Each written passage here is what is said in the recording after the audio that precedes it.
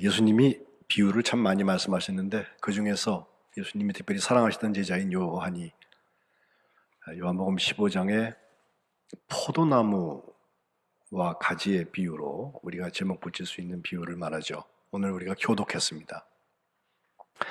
요한복음 14장에서 16장까지는 성령에 대한 이야기가 계속해서 집중적으로 설명되고 있는 부분인데 그 중에 한 가운데에 예수님께서 관계를 설명하세요.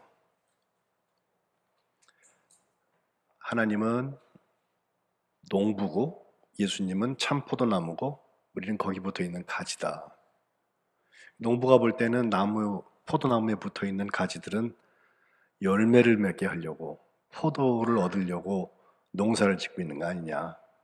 그래서 열매를 많이 맺는 것은 더 잘 맺게 하려고 가지를 깨끗하게 해줄 것이고 열매를 결국 맺지 못한다. 그렇게 되면 혹시 나무에 붙어 있지 않아서 그럴 수도 있고 다른 병이 걸렸을 수도 있고 그렇잖아요. 그러면 그 가지를 쳐버리는 게 농부가 할 일이라 이렇게 요한복음 15장 1절과 2절에 먼저 말씀하십니다. 5절에 가보면 나는 포도나무요 너희는 가지라 그러면서 내가 그 안에 그가 내 안에 또 내가 그 안에 거하면 사람이 열매를 많이 맺는다. 나를 떠나서는 너희가 아무것도 할 수 없다. 나무에 붙어 있으라는 이야기를 주님께서 설명하고 계십니다. 또 너희가 열매를 많이 맺으면 아버지께서 영광을 받으실 거고 너희는 내 제자가 된다. 8절에도 말씀하시면서 이 모든 것이 내가 너희를 사랑한 것처럼 너희가 서로 사랑하라고 하는 그 계명을 다시 한번 확인하고 계신 것이 요한복음 15장입니다. 제가 3년 전에 부임 첫해 성령의 열매를 9주 동안 9가지 열매들을 한 주에 하나씩 여러분과 나눠본 일이 있는데 지금 사랑의 해를 맞아서 성령을 우리가 사랑의 영이라고 하나의 안경을 쓰고 있다면 그 사랑의 영인 성령이 우리의 삶에 결과하는 열매를 하나씩 다시 한번 보려고 합니다. 첫 번째 열매는 사랑입니다. 사랑의 영이 오시면 우리가 사랑을 열매 맺는다. 굉장히 쉬운 논리가 되지 않습니까?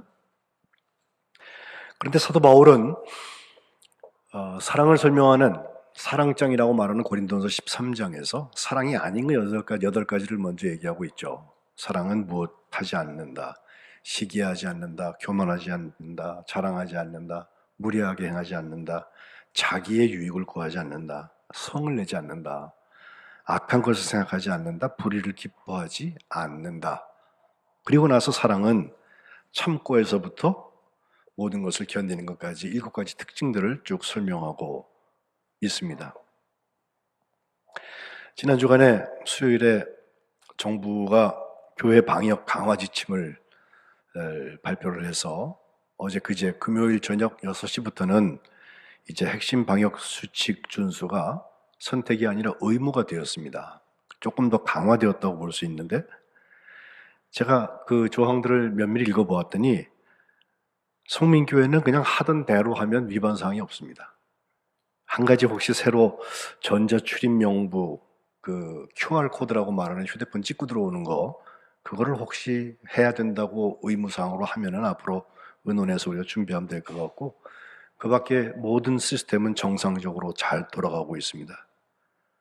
그런데 우리가 지상에서도 보는 것처럼 그런 걸 잘 지키지 못해서 감염자가 나온 다음에 아주 안절부절 못하고 어려움을 당하는 교회들이 있는 게 사실인데 어쨌든 어떤 분들은요 왜 교회만 가지고 그렇게 난리냐고 화를 내더라고요.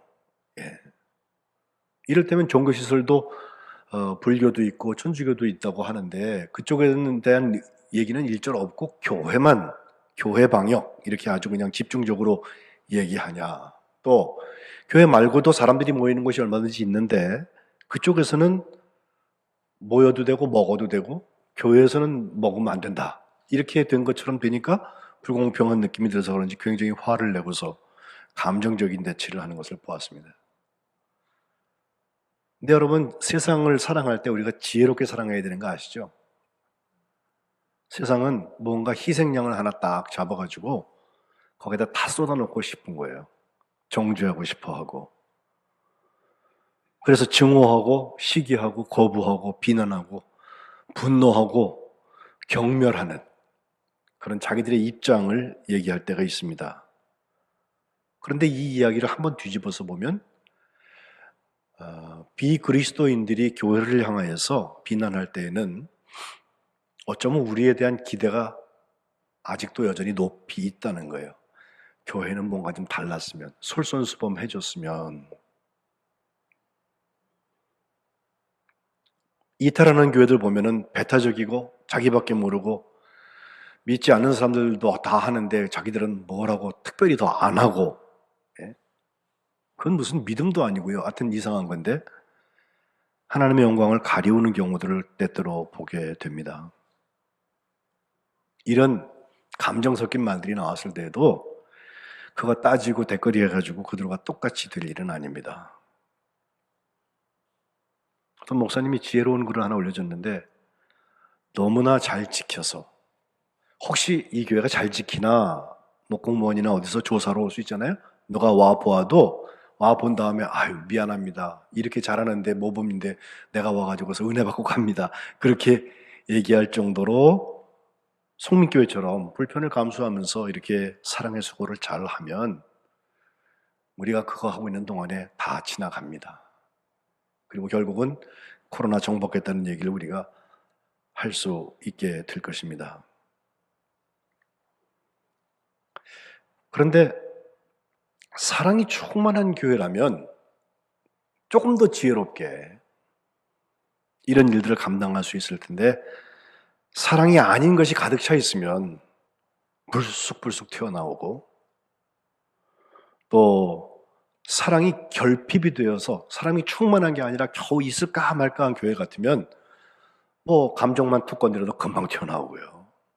사랑은 화내지 않습니다. 또 한 가지 사랑이 아닌 것 중요한 거 하나는 사랑이 있기는 있는데 대상을 잘못 선정한 경우에 그것도 사랑이 아닙니다. 사랑의 영이 충만해지면 사랑할 대상이 분명해집니다. 사도 바울이 믿음의 아들처럼 여겼던 디모데에게 디모데후서 3장에 보면 말세에 이런 징조가 나타난다. 고통하는 때다 하면서 거기 여러 가지 징조를 얘기하는 중에 사랑하는 대상 세 가지를 지적을 하고 있는데 하나는 사람들이 자기를 사랑한다. 또 돈을 사랑한다. 그리고 쾌락을 사랑하기를 하나님 사랑하는 것보다 더한다. 이렇게 표현해요. 그래서 이런 사람들은 경건의 모양은 있지만 경건의 능력을 부인하는 사람들이니 그들로부터 네가 돌아서라고 경계하고 있는 것을 보게 됩니다. 저는 마지막 다가 되어서 더욱더 우리 거룩한 백성 공동체는 사랑의 영에 사로잡혀서 사랑이 아닌 것에서부터 자유하고 하나님의 사랑이 우리 교회를 통하여서 이 세상을 충만케 하는 역사가 있으시기를 주님의 이름으로 축복합니다. 두 번째 생각하는 것은 하나님의 사랑을 잘 설명해 준 중세 신학자 하나 제가 소개하려고 그러는데 사실은 우리 송구영신 예배 때 제가 잠깐 이 사랑에 대한 얘기를 했어요. 프랑스의 중세기 한 12세기 정도에 주로 활동했던 클레르보라는 곳의 성 베르나르라는 사람입니다.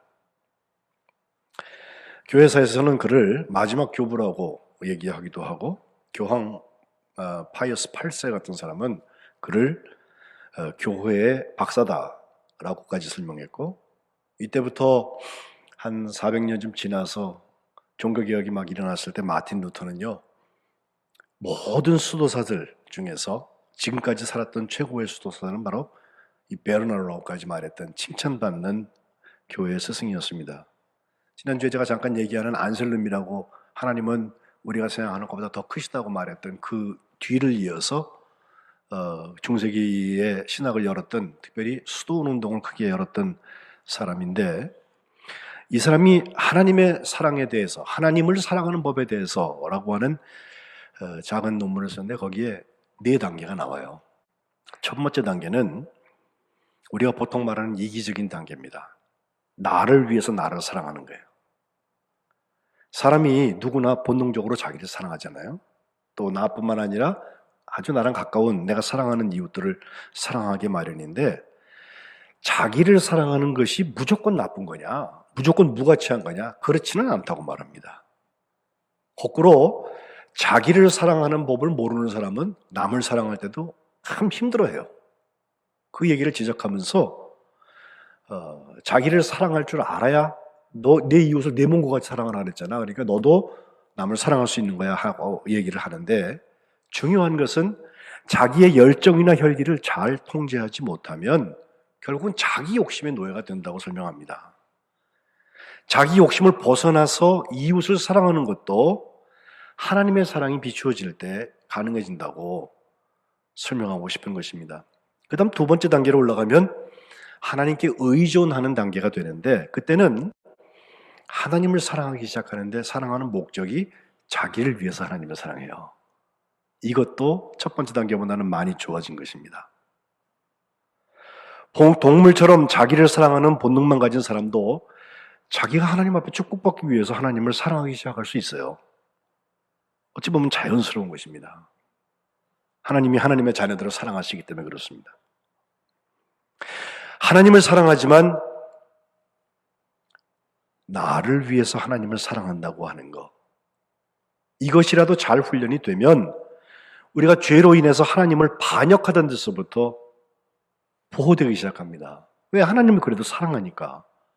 내 스스로는 안 되는데 하나님의 도우심이 필요한데 하나님이 사랑으로 우리에게 다가오시다는 걸 느끼기 시작하기 때문에 그렇습니다. 그래서 하나님이 자비를 보여주시면 하나님 감사합니다 라고도 할 줄 압니다. 그런데 세 번째 단계에 가면 하나님을 위해서 하나님을 사랑하기 시작합니다. 이것을 하나님과 아주 긴밀하게 친해지는 것이라고 그는 설명했는데, 내게 속에서부터 계속해서 일어나고 있는 본능적인 끊임없는 요구들, 이걸 다 하나님께 드려버리는 거예요. 하나님의 현존을 어떻게 내가 엔조이할까, 어떻게 누릴 수 있을까, 이것을 배우게 되고, 하나님이 정말 어떤 분인지 그것 때문에 하나님을 사랑하기 시작을 합니다. 우리의 사랑은 점점 더 순결해지고 우리의 정결한 마음과 사랑의 순종으로부터 순종의 문도 열려집니다. 그래서 자기의 유익을 구치 아니하고 하나님을 사랑하는 법을 알기 시작한다고 그랬어요. 근데 네 번째 단계가 있는데, 그것은 하나님을 위해서 나를 사랑하는 거예요. 이것을 그는 하나님의 사랑과 연합하는 것이다, 연합되는 것이다 라고 설명을 했는데, 이게 가장 복된 단계라고 설명해요. 하나님 안에서만 자기를 사랑할 수 있습니다. 우리의 모든 욕망이 하나님 안에 중심을 잡게 되고 모든 일을 나를 기쁘게 하는 것이 아니라 하나님을 기쁘시게 하고 하나님의 뜻을 추구하고 있기 때문에, 이전에 내가 좋아하던 그 자기 영광, 덧없는 쾌락, 이런 게 아니라 우리 안에서 하나님의 뜻이 어떻게 이루어질 것이냐, 바로 이 자리에서 우리는 진짜 축복을 맛볼 수 있다라고 말합니다. 이쯤 들었게 되면 정말 사람은 거룩해지고 하나님 안에서 어쩌면 자기를 잃어버릴 수도 있다. 근데 제가 주목하는 것은 이 세 번째 단계와 네 번째 단계예요. 우리는 흔히 교회 안에서 정말 하나님을 사랑하는 사람, 그러면 하나님을 위해서 하나님을 사랑하는 사람이 가장 잘하는 거라고 우리가 목표를 세우기가 쉽거든요. 근데 베르나르는 분명히 얘기합니다. 하나님을 위해서 하나님을 사랑하는 사람, 그 다음 단계가 하나님을 위해서 나를 사랑한다는 거예요.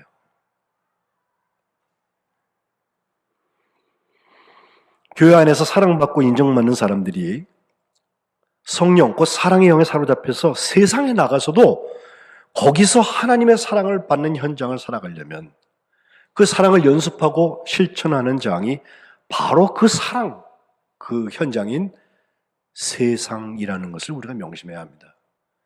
남의 눈이 두려워서 그러는 게 아니에요. 하나님이 거기서 일하시기 때문에 그래요. 처음 볼 때 이 1, 2, 3, 4단계 중에서 아직 1단계도 못 들어가 본 사람들도 있을 수도 있어요. 그 사람들을 보면서 한심하다고 혀를 찰 게 아니라 하나님이 저 사람도 사랑하시는데 나를 사랑하신 것처럼, 여기서 진정한 사랑의 영향력이 나온다는 것입니다. 저는 이와 같은 사랑의 단계에 대한 얘기를 여러분께 나눠드리면서 사랑을 이렇게 정의하고 싶습니다. 사랑은 명사가 아니라 동사다. 사랑은 형용사로 얘기할 수 있는 어떤 상태, 사랑하는 상태가 아니라 행동 언어다라고 말하고 싶어요. 우리가 주일 예배를 이렇게 중요하게 생각하는 이유가 뭐예요? 우리가 사랑하는 그 하나님에 대한 행동 언어이기 때문에 그래요. 와서 1시간 동안 예배 시간에 가만 앉아서 참석했다가 가는 것으로 모든 게 끝나는 게 아니라 그 짧은 시간 동안도 하나님, 내가 하나님 사랑합니다. 이것이 우리 몸 전부로, 영혼과 육신 전부가 들여져서 하나님과의 소통을 이루는 자리이기 때문에 그래요. 그래서 그걸 모르는 사람들에게는 그냥 공휴일일지 모르지만 이 일요일이 우리들에게는 주님의 날이고 이 일요일이 우리에게는 사랑하는 날이라서 먼저 희생하고 한 번 더 용서하고 서로 나누는 그 사랑의 자리인 것입니다. 그 행동 언어는 예수님의 십자가에서 가장 잘 나타났습니다. 제가 좋아하는 그림인데 십자가에다가 천을 이렇게 걸어놓은 그림, 몇 번 제가 설명했을지도 모르겠어요. 거기 영어로 쭉 설명하기를, 내가 예수님한테 묻습니다. 예수님, 나 얼마나 사랑하세요? 그랬더니 예수님께서 이만큼이라고 대답하시더니 팔을 쭉 벌리셔서 십자가에서 죽으셨다, 그 얘기예요.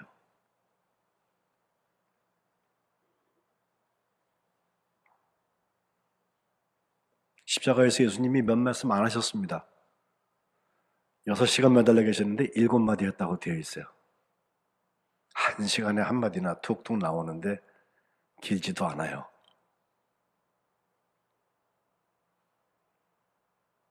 그런데 그 행동 언어, 그 고통받고 있는 현장, 거기에 하나님의 사랑이 기록되어 있어요.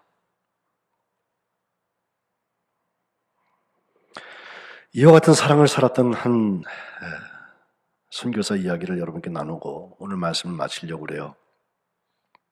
그는 에릭 헨리 리들이라는 사람인데 1902년도에 중국의 텐진에서 태어납니다. 아버지가 선교사였어요. 제임스 단럽 린들이라고. 첫째는 이름이 로버트고 둘째가 에릭인데, 그가 6살 되었을 때 영국 사람이기 때문에 선교사들의 자녀들을 그 유럽에서는 키워주는 곳들이 있어요. 거기 보딩스쿨로 기숙학교를 만들어서 거기서 키워주는 학교에 들어가게 됐는데, 거기서 국민학교를 다니는 중에, 초등학교 다니는 중에 운동을 잘해가지고 크로켓 대표 주장을 맡고 럭비도 주장을 맡고, 근데 정말 그가 잘하는 것은요, 운동 신경도 좋지만 달리기를 잘해요. 그래서 육상부에서 막 기록도 세우고 이렇게 되었습니다. 그가 18살 되어서 에딘버러 대학, 스코틀랜드에 있죠. 거기에 입학을 했을 때에도 거기서 단거리 육상 선수로 발탁이 되어서 학교에 정말 명예를 높이는 그런 좋은 결과들을 많이 냈습니다. 1924년도에 파리 올림픽이 있었을 때 그는 영국의 국가대표로 파리 올림픽 단거리, 특별히 100m가 주종목인 선수로 거기 나가게 되었습니다. 거기에 출전한 모든 선수 중에서 기록이 가장 좋았다고 그래요. 그런데 올림픽 가보니까 주종목 100m 경기가 주일에 열리는 거예요. 일요일 날. 그래서 에릭은 나에게 주일은 예배하는 날이지, 하나님을 사랑하는 날이지, 내가 달리기 하는 날이 아닙니다 하면서 출전을 거부합니다.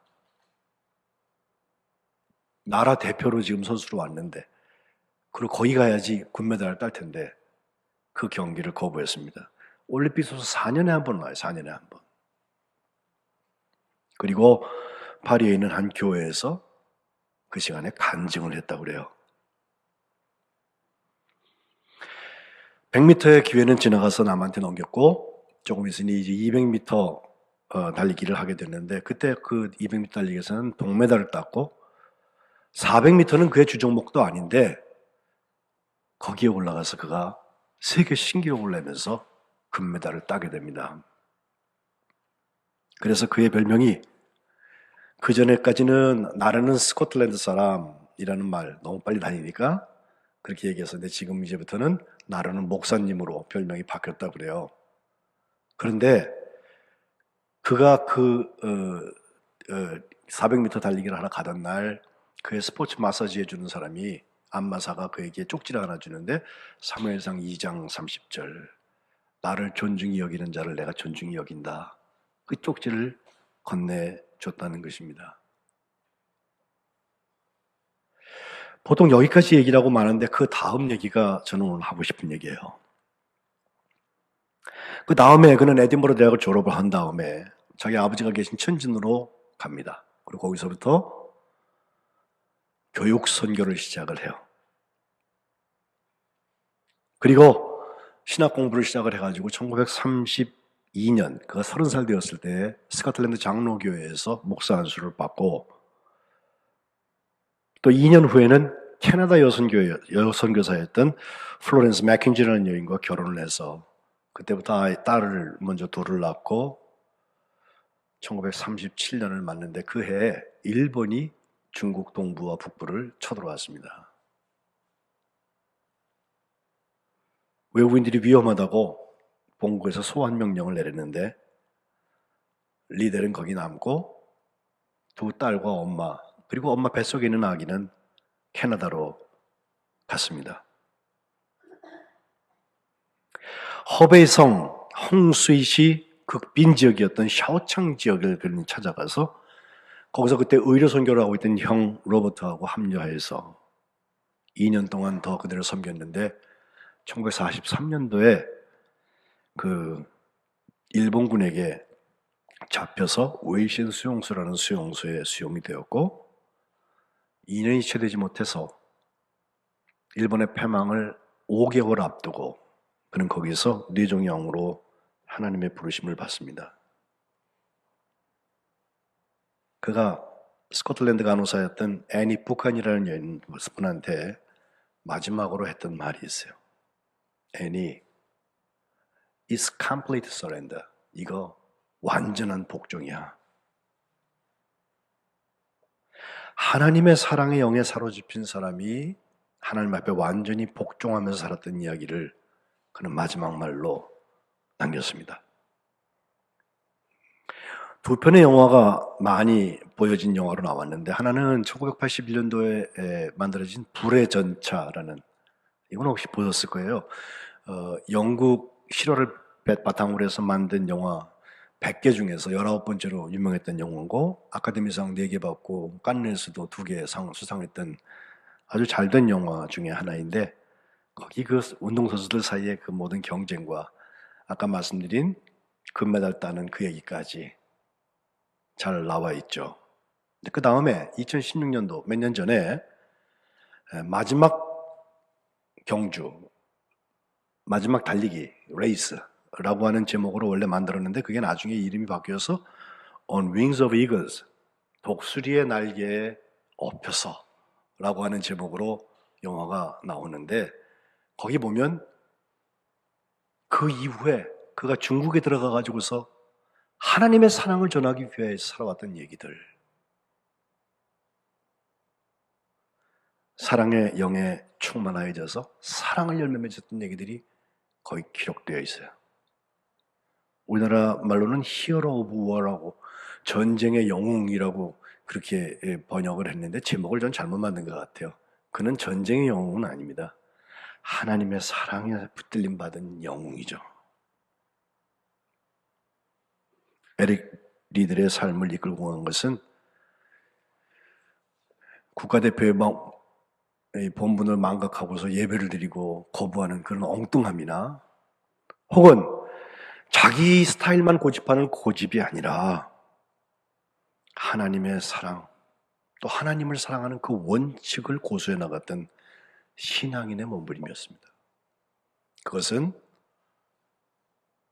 그렇게 훌륭한 선수로 세상이 다 추앙할 수 있는 일을 계속할 수 있는데, 내려놓고 그 희생과 그 용서와 그 나눔 가지고 중국에 찾아가서 어려운 마지막을 경험한 것을 보면 금방 알 수 있습니다.